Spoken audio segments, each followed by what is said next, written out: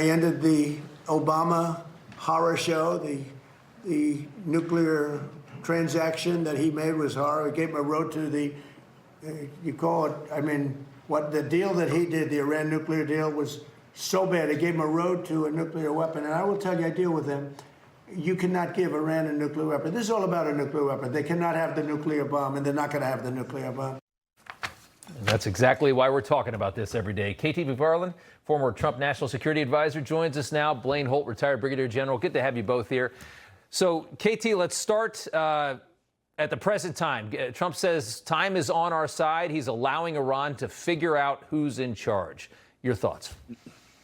You know, what President Trump said after he said time is on our side, why is it on our side?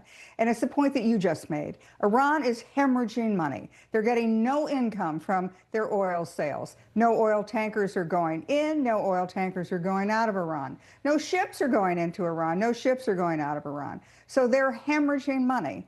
The other thing, though, and this is the really important one, is why the clock is ticking so quickly, is that Iran probably has, by some estimates, a week, maybe at the most 2 weeks, where it has to have some place for that oil to go. So the way an oil well works is that oil comes out of the ground in a well, and then it goes through a pipeline, and the pipeline goes to Carg Island, and it deposits all of that oil in an empty tanker. And then the tanker, filled up, goes on its merry way.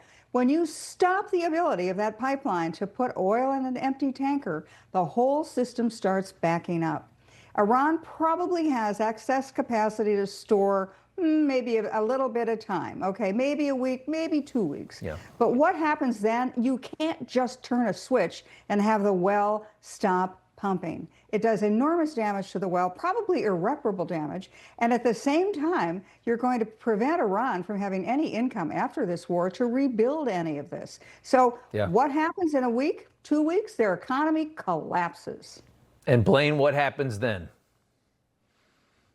So if we get to the collapse, what we would worry about if we lose the oil infrastructure is that even if the 90 million Iranians who want their freedom back were to take over, there's going to be deleterious damage to their economy.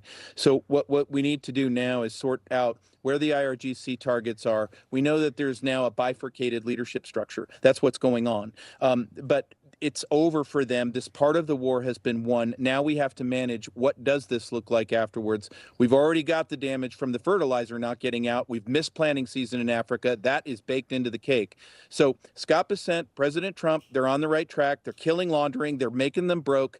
We're going to drop some bombs. That is going to happen. But then what we have to stoke is this revolution, and that is the only way out of this thing.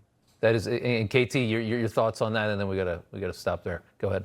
Yeah, I think that if the IRGC doesn't want to do a deal, I think that you have to move beyond the IRGC and make it. 93 million Iranians are not going to go down with the IRGC.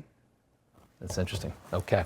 KT, thanks so much. Blaine, ensconced in nature. Beautiful shot there, Blaine. Good to see you both. Thanks, guys. Thanks so much. You know, everybody's reporting the same stories, the same spin. You turn the channel, it's always the same. But not us. We're different. We report the real news. No spin, just the facts. Turn to us, and you won't turn back. Tune in to Rob Schmitt tonight on Newsmax.